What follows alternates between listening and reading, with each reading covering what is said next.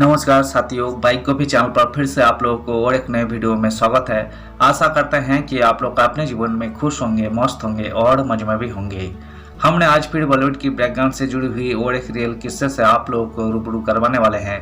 बॉलीवुड की बैकग्राउंड में अनगिनत किस्से कहानियां छुपी हुई होती है जो कि आम जन तक नहीं पहुंच पाते हैं। हमारे चैनल पर हम कोशिश करते हैं उन्हीं किस्से कहानियों को आपके सामने लाने की। तो चलिए कहानियों पे चलते हैं, शुरू करते हैं बॉलीवुड की बैकग्राउंड से जुड़ी हुई छुपी हुई और एक नए किस्से। 36 भाषाओं में गाने रिकॉर्ड करने वाली सिंगर जिसकी फीस सुपरस्टार से भी ज्यादा थी, दुनिया भर में आज भी है फैंस। लता मंगेशकर अब इस दुनिया में नहीं है। उन्होंने 6 फरवरी 2022 में इस दुनिया को अलविदा कह दिया था, मगर इस दुनिया में ना होते हुए भी वही संगीत प्रेमियों के दिल में जिंदा है।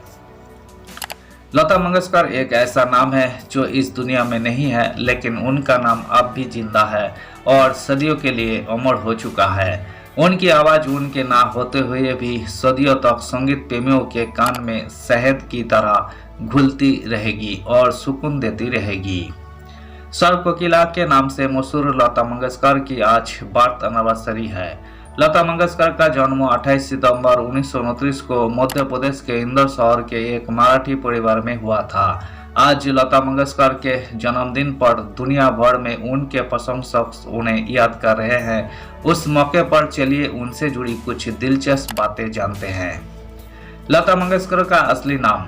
यूं तो लता मंगेशकर को दुनिया सर कोकिला, सर सामग्री, राष्ट्र की आवाज, भारत कोकिला और सहराब्दी की आवाज जैसे कई नामों से बुलाती है, लेकिन उनका असली नाम हेमा मंगेशकर था।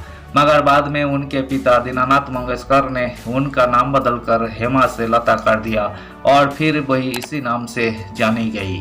लता बचपन से ही संगीत के इर्द गिर्द पली बड़ी थी, क्योंकि उनके पिता प्रतिष्ठित शास्त्रीय गायक और थिएटर आर्टिस्ट थे। ऐसे में लता मंगेशकर ने भी बेहद कम उम्रों में संगीत की दुनिया में अपने पैर रख दिए थे। 13 की उम्र में सिर से उठा पिता का साया। लता मंगेशकर तब महज 13 साल की थी जब उनके सिर से उनके पिता का साया उठ गया।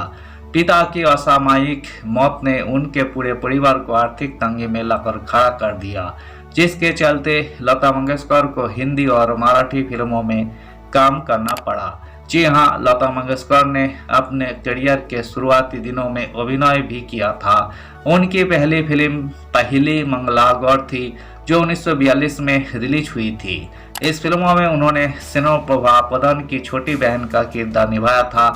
इसके बाद वही मंझेवाल, गजभाऊ, बड़ी माँ, चिमू कला संसार और मांद जैसी फिल्मों में नजर आई। लता मंगेशकर की पहली फीस। लता मंगेशकर को उनकी पहली फीस के तौर पर मात्र 25 रुपए मिले थे, लेकिन धीरे धीरे उनकी लोकप्रियता और उनकी आवाज का जादू हर तरफ छाने लगा।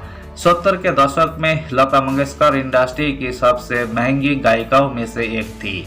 उनकी फीस इतनी ज़्यादा थी कि कई बार फिल्म निर्माताओं के लिए भी उन्हें अपनी फिल्मों में लेना असंभव हो जाता था, और एक समय ऐसा भी आया जब उन्हें सुपरस्टार से भी ज़्यादा फीस मिलने लगी थी। गिनीज बुक में भी दर्ज हुआ था नाम। लता मंगेशकर का नाम 1974 में Guinness book of world record में भी दर्ज किया गया था। सबसे ज़्यादा गाने रिकॉर्ड करने वाली कलाकार के रूप में उनका नाम गिनीज बुक में दर्ज किया गया था, लेकिन इस दावे पर मोहम्मद रफ़ी ने आपत्ति जाहिर की थी। हालांकि तमाम विवादों के बाद भी 1991 तक उनके नाम ये रिकॉर्ड कायम रहा। उन्होंने अपने करियर में 36 से अधिक भाषाओं में भारतीय और विदेशी गाने रिकॉर्ड किए थे। लता मंगेशकर का पहला और आखिरी गाना।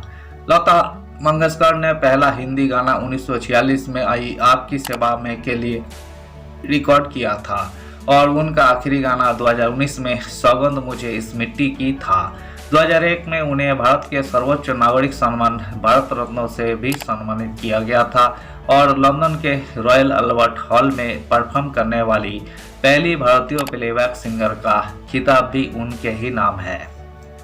धन्यवाद साथियों, इस वीडियो में हमने बॉलीवुड के मशहूर सिंगर सर कोकिला लता मंगेशकर से जुड़ी हुई किस्से को आपके सामने रखने की कोशिश की है।